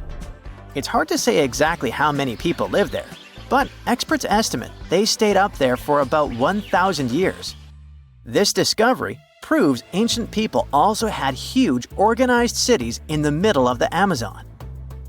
A similar thing happened in Campeche in southern Mexico. An archaeologist was doing some research on the internet when he accidentally discovered a hidden Maya city. This area, now called Valeriana, was huge, about the size of Edinburgh, the capital of Scotland. It had pyramids, sports fields, amphitheaters, and paths connecting different districts. Thanks to satellite images, archaeologists uncovered an entire unknown civilization from the Bronze Age. They were checking out aerial images when they discovered 100 prehistoric settlements in the Pannonian Plain, a region that includes parts of what's now Serbia and Hungary. The people who lived there are now known as the Titsa Site Group, and it looks like they were a pretty well-organized society, skilled at growing food, hunting, and fishing. Google Earth helped a team to uncover a mysterious set of 400 ancient gates in Saudi Arabia. These gates, scattered across the desert, are thought to be from thousands of years ago. They're made of stone and arranged in weird formations that have left archaeologists scratching their heads. I mean, they don't look like they were meant for funerals, and they don't seem like structures where people lived. So, we still have no idea what they are. Technology is really changing archaeology. Thanks to artificial intelligence and, well, a $1 million prize, we've finally been able to decipher part of an unreadable and super damaged ancient scroll. The Herculaneum scrolls were discovered by workers digging up the ancient town of Herculaneum near Pompeii in 1752. But their condition was so bad that, for years, they were considered indecipherable. Thankfully, AI has helped unveil their secrets. Based on the studies so far, experts believe that one of these scrolls was written by a philosopher who valued pleasures, like music and food, above all else. No doubt, Stonehenge in England is one of the most mysterious places on Earth. Some theories even suggest it was built by extraterrestrials. After more than a century of research, archaeologists are still figuring out how it came together. See that big altar in the middle? Turns out it came all the way from Scotland. And that's pretty wild, considering this massive sandstone block weighs over 6 tons, and the people who built Stonehenge more than 4,000 years ago didn't have the luxury of wheels or modern tools. We can find some pretty amazing stuff in the oceans too. In 2013, a mysterious shipwreck was found about 20 feet underwater off the coast of Kenya. At the time, no one knew where it came from, but now, researchers are pretty sure this could be a ship from Vasco da Gama's fleet. You know, the famous Portuguese navigator, best known for being the first to sail from Europe to India by rounding Africa's Cape of Good Hope. If it's confirmed, this shipwreck could be one of the earliest European shipwrecks in the Indian Ocean. Ancient treasures can take many forms, including a bottle. Recently, archaeologists in Norway uncovered a 150-year-old message in a bottle during an excavation of a Viking burial mound. The bottle contained a letter written by Anders Lorange, an archaeologist who worked on the site back in the 1800s, along with his business card and a few coins wrapped in paper.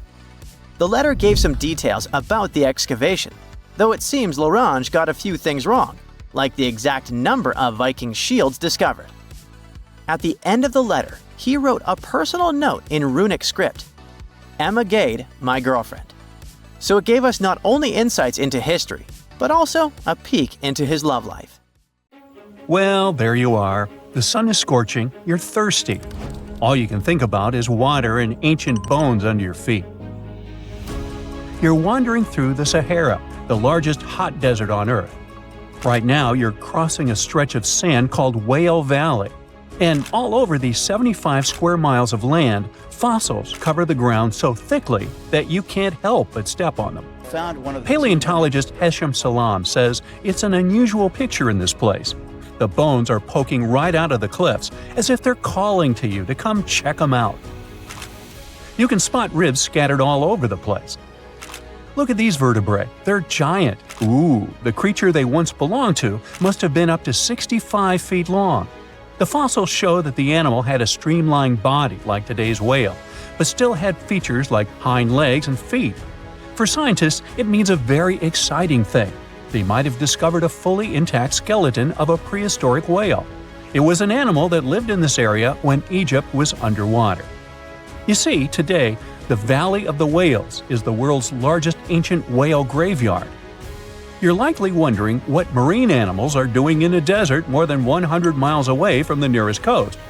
Well, millions of years ago, this desert was at the bottom of a massive ocean called the Tethys, which stretched from Europe to India. When sea levels dropped, the ocean left behind a seabed covered with fossils. And today, the fossils of some of the earliest known whales rest here, which gives researchers a peek into how today's massive ocean whales may have evolved. The fossils here are super detailed, even with some stomach content still intact. Uh-oh. Scientists have also found fossils of ancient sharks, crocodiles, and turtles, helping to recreate what this marine world looked like millions of years ago. Now, the first whale bones were discovered in 1902, but it wasn't until the 1980s that people really started to explore the area, only when access to this area became better. Sadly, some fossils had been taken away by collectors before the site turned into a protected area. Most of the fossils are just under the surface, slowly revealed by erosion. Whale Valley gives us an amazing glimpse into millions of years of ancient coastal marine life. But let's move further. Ancient whale fossils aren't the only discovery you're going to make today. For over 150 years, scientists have been puzzled by a strange creature that lived millions of years ago. But now, thanks to some amazing fossils found in Morocco, they've finally figured it out. Look at them. These creatures are called blah blah blah. Nah, I'm kidding. Stylophorans. They look like flattened armor with a long arm sticking out. Researchers discovered these creatures in 2014 and were shocked. The fossils dated back around 478 million years. They found around 450 specimens, and to their surprise, some even had soft tissues preserved, which is super rare. Before this, they only knew stylophorans from their hard parts. Originally, scientists thought these creatures were good old echinoderms, animals like sea urchins and starfish. But new discoveries prove that they had a core body and feeding arm similar to modern starfish, complete with a water vascular system to help them move and eat. This finding ends a long debate about where stylophorans fit in the animal family tree. Now we know they're related to echinoderms, but are more advanced because they don't have the typical 5-ray symmetry. Ooh, come here and look at this giant fossil. It was found in the Sahara and gave scientists new insights into the Spinosaurus, the largest carnivorous dinosaur we know about. These 95-million-year-old remains also confirm that it was the first known swimming dinosaur. The Spinosaurus had flat, paddle-like feet and nostrils on the top of its crocodile-like head, perfect for staying underwater. It was a pretty weird dinosaur with a long neck, trunk, tail, and a 7-foot sail on its back, so it must have spent a lot of time in the water. At over 50 feet long, Spinosaurus might have been even larger than T-Rex. The first Spinosaurus remains were discovered about 100 years ago in Egypt, but only this new fossil, found in Morocco, helped scientists reconstruct this dinosaur for the first time. Researchers paid attention to the creature's shorter hind limbs and wide claws. These features point to adaptations for life in the water. Its snout and dense bones also suggest it was a swimmer, while its spiked tail likely attracted mates. Hey, good looking, come here often? And here's another astonishing find made in Tunisia, the remains of Machimosaurus rex. Now, so far it's believed to be the biggest crocodile ever. This ancient croc was about 32 feet long and weighed around 66,000 pounds. It was a top predator around 130 million years ago, and its skull was over 5 feet long. Now, this discovery is a big deal because it shows that these crocs stuck around longer than we thought. Before this, scientists believed that they disappeared during a minor extinction event between the Jurassic and Cretaceous periods. Now, let's go back to the fact that the Sahara was once underwater, and some of the largest sea creatures ever lived there. A study published in the Bulletin of the American Museum of Natural History speaks about an ancient body of water called the Trans-Saharan Seaway. It existed between 150 million years ago, covering parts of Western Africa. Scientists spent 2 decades trying to recreate this prehistoric underwater world. They found it was warm and shallow, home to some pretty terrifying creatures, including 5-foot-long catfish and 40-foot-long sea snakes. Yikes! The seaway was cut off from larger oceans for long stretches, which may have helped these predators grow larger because resources were always available. It's a classic case of evolution at work, leading to what scientists call gigantism in isolated environments. But all that water didn't just disappear with no trace.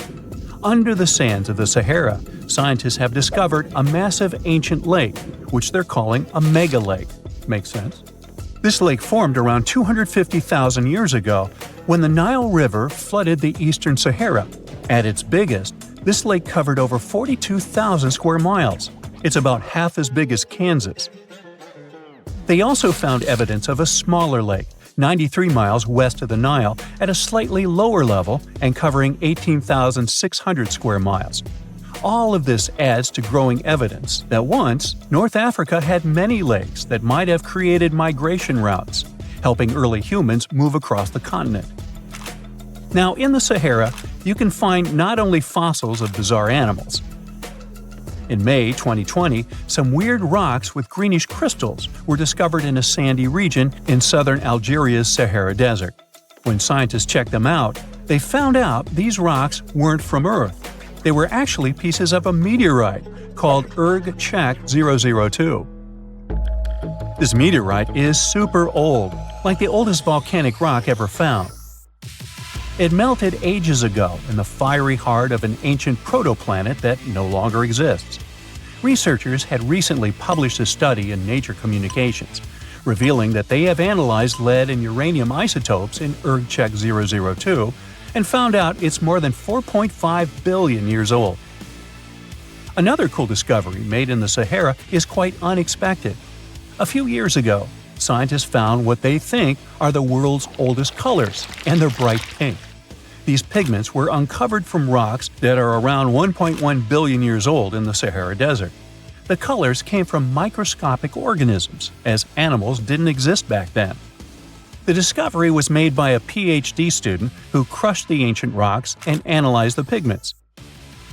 These pink pigments are actually ancient chlorophyll from photosynthetic organisms that lived in an ocean that's long gone. Researchers are now sure that this finding could help explain why larger, complex creatures showed up much later in Earth's history.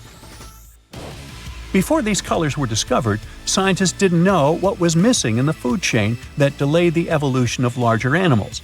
Now they understand that tiny cyanobacteria were at the bottom of that chain. Apparently, this discovery is not just about finding some old pink stuff. Scientists believe it's a breakthrough in understanding the history of life on Earth. X-rays are a type of invisible radiation that can pass through our bodies and objects. They're very important in the field of medicine because they allow doctors to see inside our bodies without having to perform surgery. Now, let's dive into how X-rays work. They're a kind of electromagnetic radiation, just like light or radio waves. However, they have much higher energy than light, which makes them able to go through objects that light cannot. Imagine you have a powerful flashlight. If you try to shine it through a wall, the light won't go through because the wall is too thick. But these rays have enough energy to go through walls and even our bodies. The discovery of X-rays happened by accident in the late 19th century. A scientist was experimenting with cathode rays, which are a type of radiation. He was working in his lab and noticed that a nearby fluorescent screen started to glow, even though it was not directly exposed to the cathode rays. He realized that something invisible was causing the fluorescence, and he named it X-ray, because X is the mathematical symbol for something unknown. He continued experimenting with such rays and discovered that they could pass through many objects, like flesh and bones, but not through denser materials like metal. He also found that X-rays could create images on photographic plates, just like a camera takes pictures.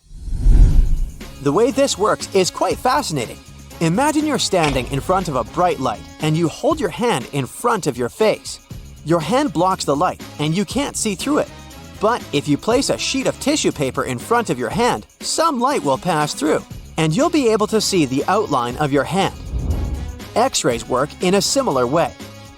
When a doctor wants to take an X-ray of a part of your body, they will ask you to stand or lie down next to a machine. This device has a special plate that can capture the image. Let's say the doctor wants to further examine your arm. They will place the X-ray plate on one side of your arm and the machine on the other side.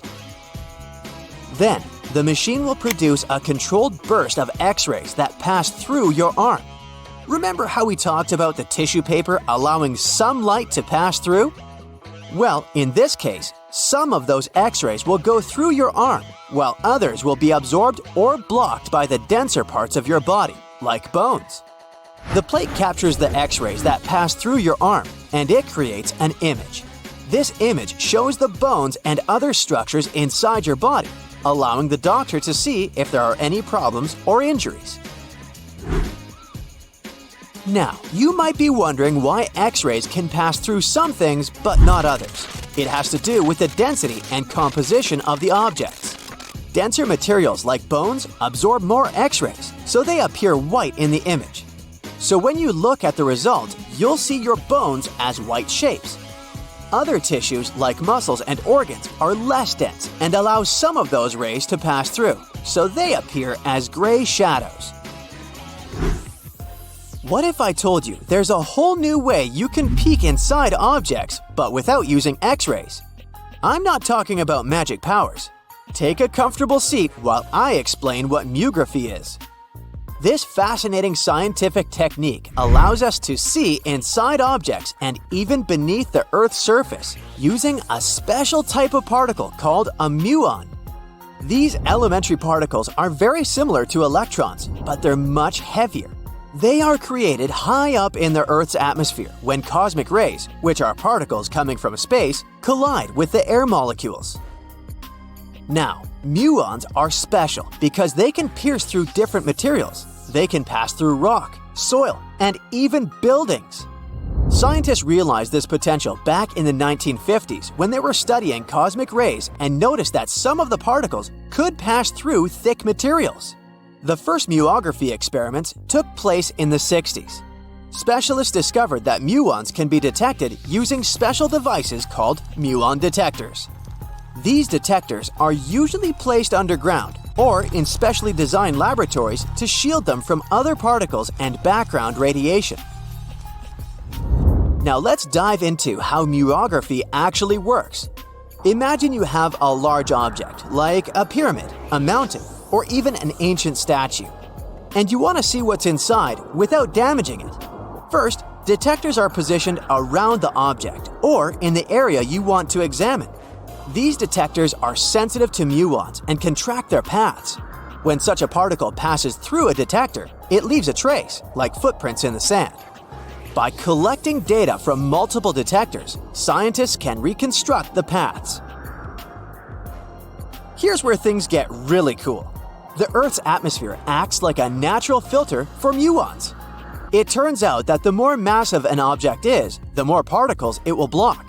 So, if you have a large, dense object like a mountain, fewer muons will pass through it compared to a smaller, less dense object, like an empty box.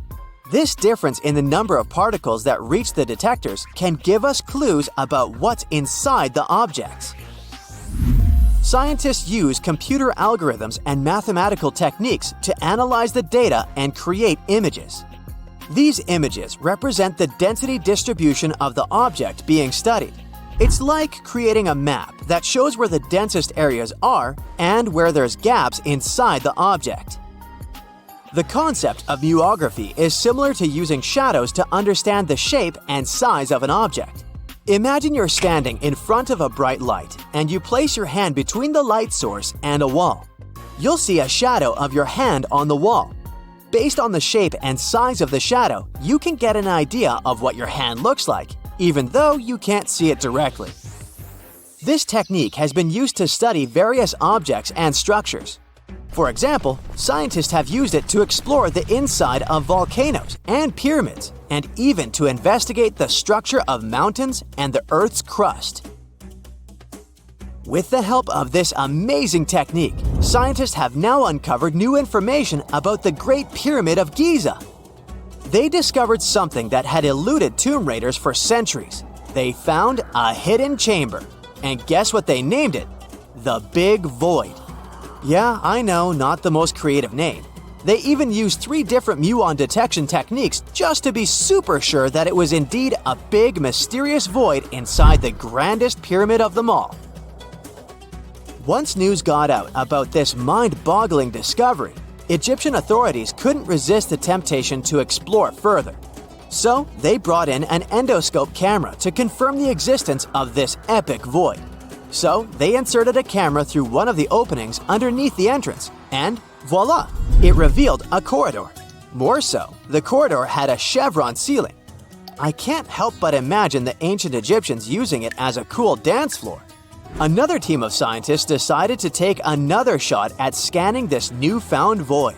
According to them, the Great Pyramid of Giza is a pioneer in the pyramid game. It used a technique called chevron to cover internal structures and keep them from collapsing. Now, why did the ancient Egyptians build this corridor and the grand void it leads to? One theory suggests that the corridor was built to relieve pressure inside the pyramid. Another theory says that the void could be a result of the pyramid's construction process. It could have been an internal ramp used to move roof blocks into position, and then it was left there or filled loosely with rubble. According to other enthusiastic explorers, there might be another burial chamber waiting to be discovered. They believe that the pyramids were built with a dash of randomness in the construction process. As the builders worked their magic, they realized that some chambers wouldn't be able to handle the weight of a majestic sarcophagus. So they made adjustments on the fly, creating new plans as they went along. Mirror check. You've got your beige parka on, your chisel is packed, and your overnight plane ride to Saudi Arabia is booked. You know what this means, right? Unfortunately, you weren't cast in the remake of Dune.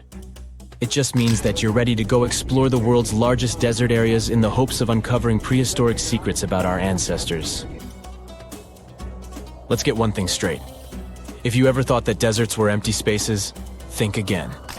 They might be filled with sand as far as the eye can see, but they also hold a lot of history, You know, because before humans settled down in cities and towns, we were nomadic people, and we traveled all around the globe looking for food, water, and shelter.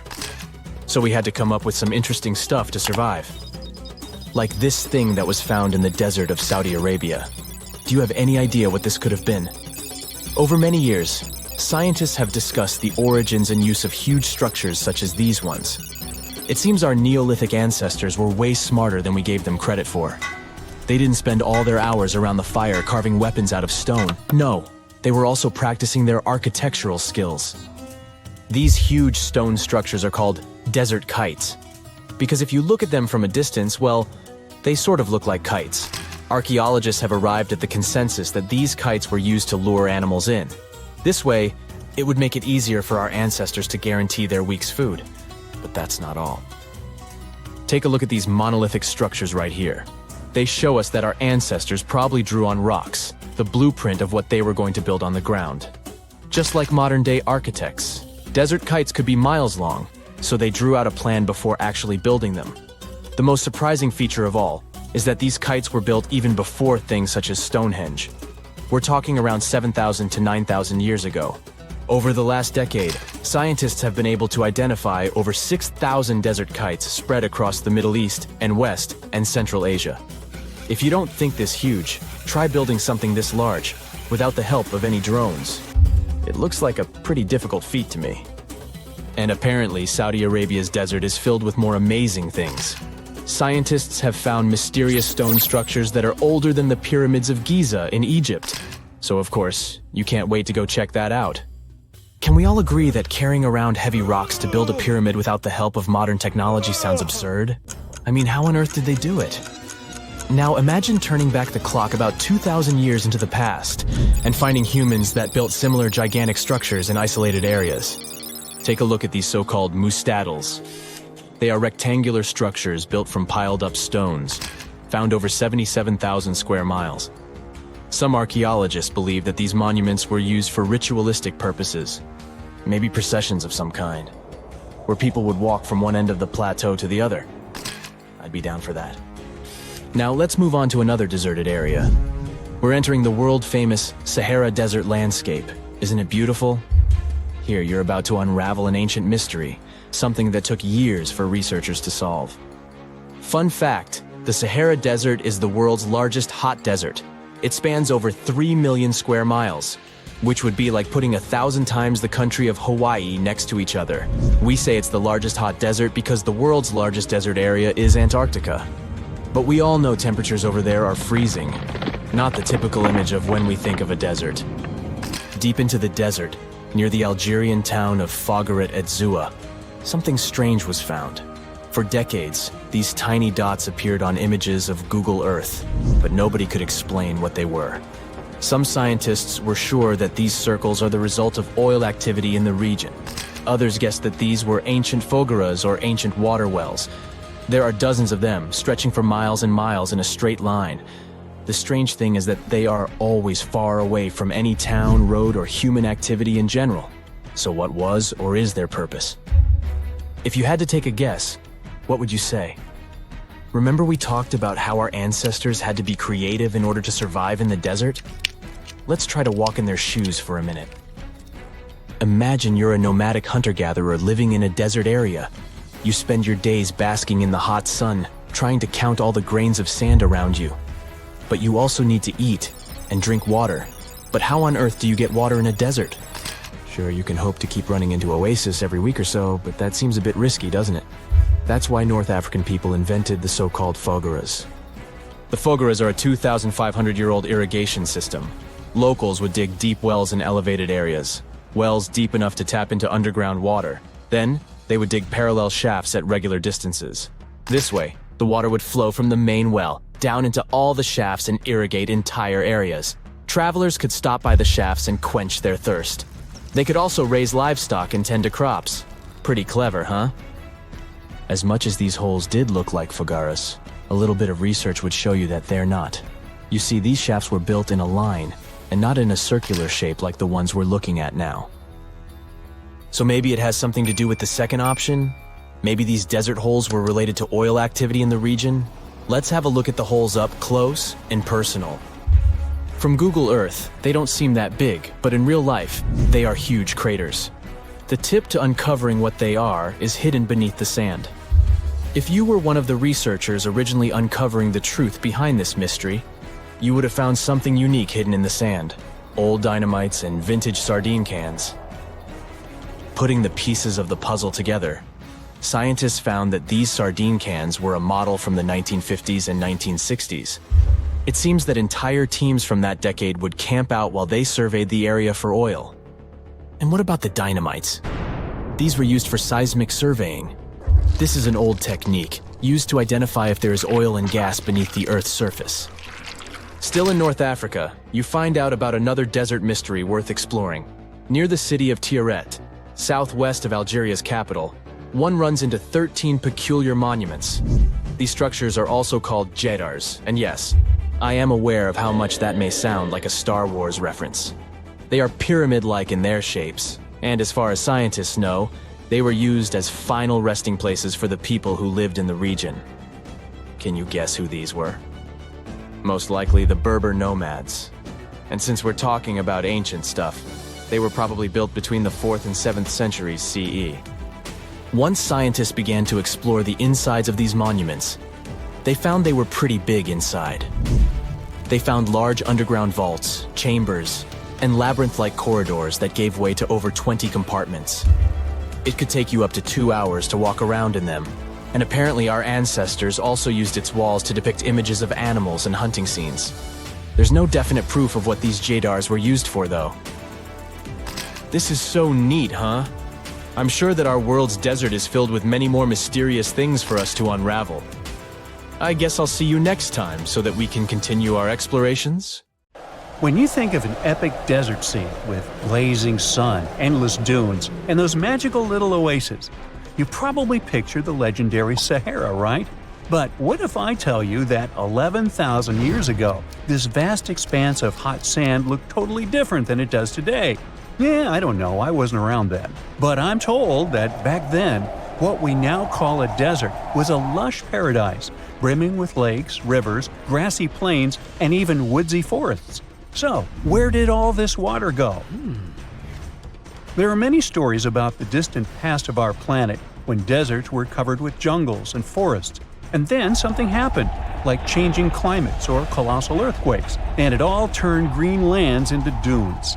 But how about a theory that Sahara became a desert because of humans and goats? The Sahara has seen its fair share of wet and dry drama throughout the ages, mostly thanks to little shifts in Earth's orbital tilt, causing variations in how much solar radiation hits the atmosphere. There were even times called the African humid periods, when the rain would pour in and transform the dry landscape into a bright green haven. But between 8,000 and 4,500 years ago, something really funky happened to this region. Certain areas went from humid to dry way too fast to explain it by just orbital changes. In the blink of an eye, the lush Sahara turned into the Sahara we know today. Now, if you ask scientists why it happened, they will tell you, oh, it's just poor parameterization of the data. Bet you didn't get it, did you? What? Well, right, let me translate it from scientific to common human. It means they really don't know the answer themselves, and they got a bunch of missing puzzle pieces.